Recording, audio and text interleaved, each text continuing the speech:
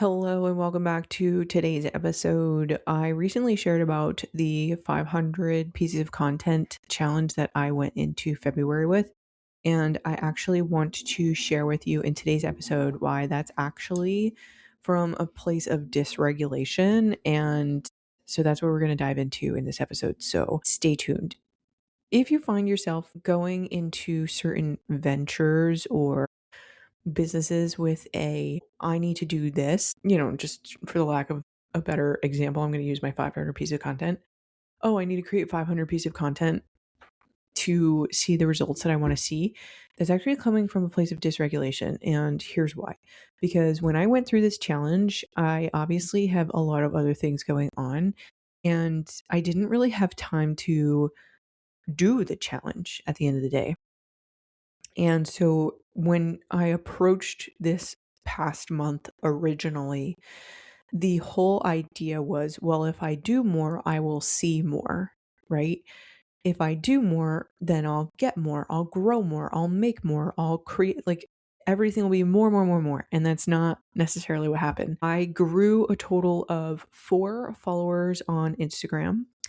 I actually lost 4 followers on the TikTok platform. And on my YouTube, I actually saw, I think, a total of 25 subscribers from all of the videos that I put out.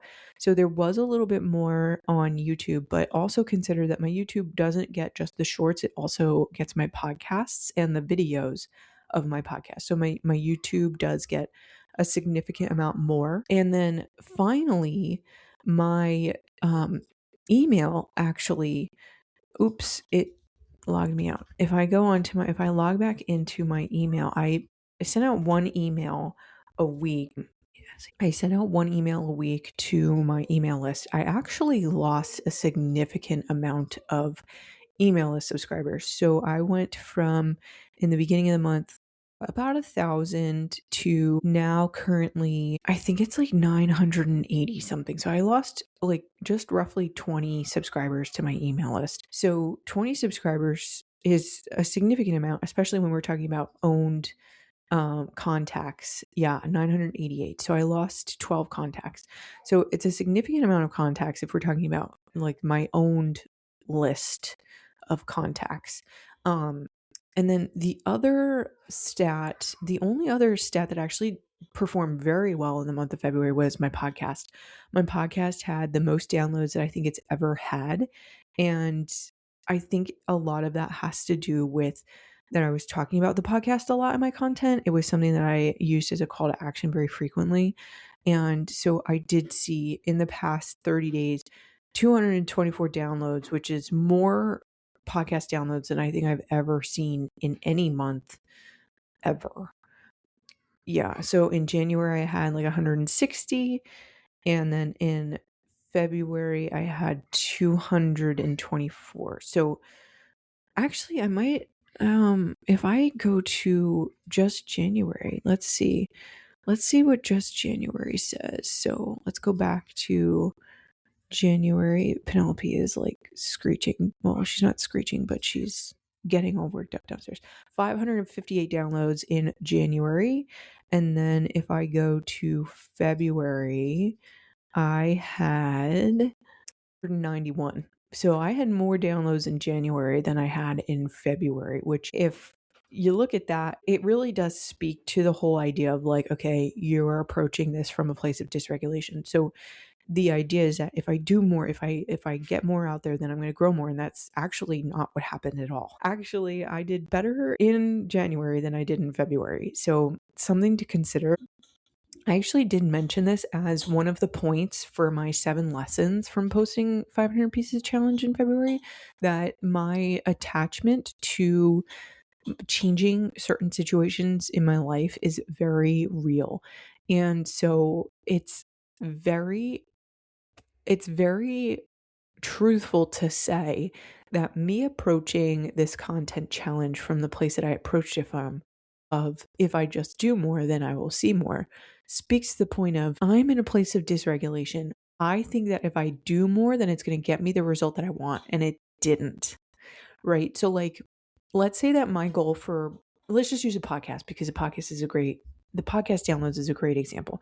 Let's say that my goal for 2026 is to reach, 8,000 downloads. And in January, I did 558, right? And then in February, I did 191. That's 749. So 8,000 minus 749. That's 7,251 downloads that I have left to go. And I'm 2 months of the way through this year. So let's divide that by 10. That means on average for the next 10 months, I need to get 725 downloads per month. So if I go in and look at each episode and I look at the average downloads per episode, then a lot of my, if I look at a lot of my January episodes, they got, on average between 13 and 18 downloads. And 13 to 18 downloads per episode, I put out, let's say I do 8 episodes a month times 18 downloads. That's 144 downloads total, right? So that's also pretty much, maybe it's a little less than what I did in February, but like what changed from January to February? Was it the content? Was it the quality of content?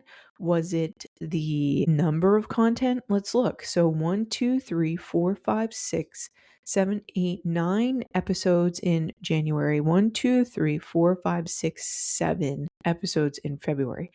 What happened that I got 558 downloads and I didn't get that many in February? Well, probably what happened was, if I were to look at this, I had 9 episodes in January and 7 episodes in February. I probably got a lot more listens from older episodes.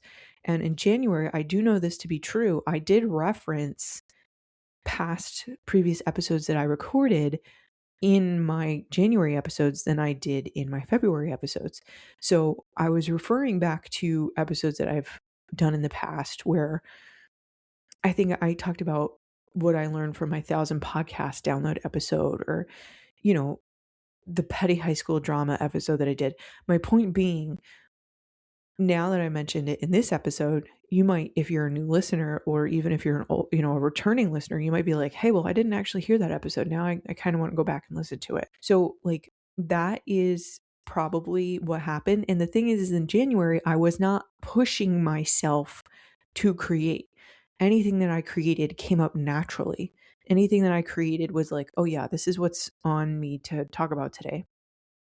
Whereas like in February, it was very much so from a place of, oh shit, I need to get this much content out. How am I going to do that? What am I going to talk about? How much more can I create with this? So it's a very different mental frame, like a very different mental approach, because I'm not approaching it from a very open and like expansive, if you will, place. So something to consider for yourself when you go to create your own content, when you go to, go into whatever your goal is for the month, whether it's for business or for life or for whatever the case may be. If you're going into it with this idea of like, oh, well, if I do more, I'll make more or I'll see more growth, that's not necessarily true. I think that after having done that episode, or I'm sorry, that challenge, I'm so distracted because everybody's screaming downstairs.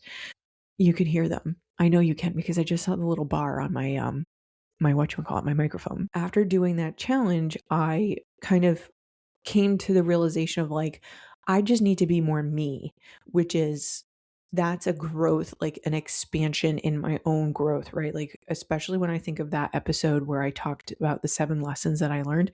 The 7th lesson is to expand. Like, growth is an expansion of yourself, not like a geographic, I need to get there, or like go up there or go that way. Like, it's not in a direction, right? It's, how can I be more me? How can I live more truthfully, more honestly?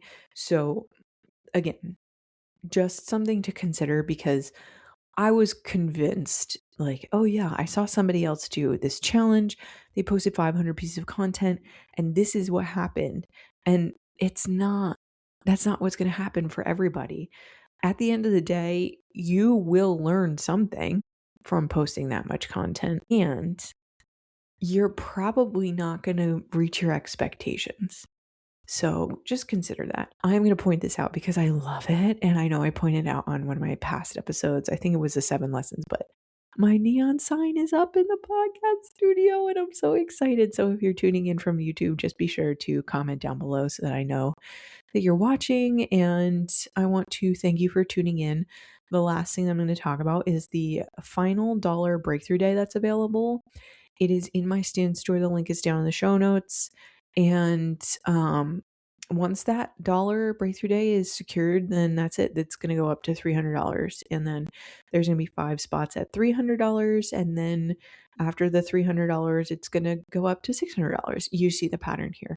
So if you are looking to secure your breakthrough day for $1, $1 American USD, be sure to do it now because it's the last one at $1. Okay? Okay. Glad we had this conversation. All right. So thank you for tuning in and I'll talk to you soon. Okay. Thanks. Love you. Bye.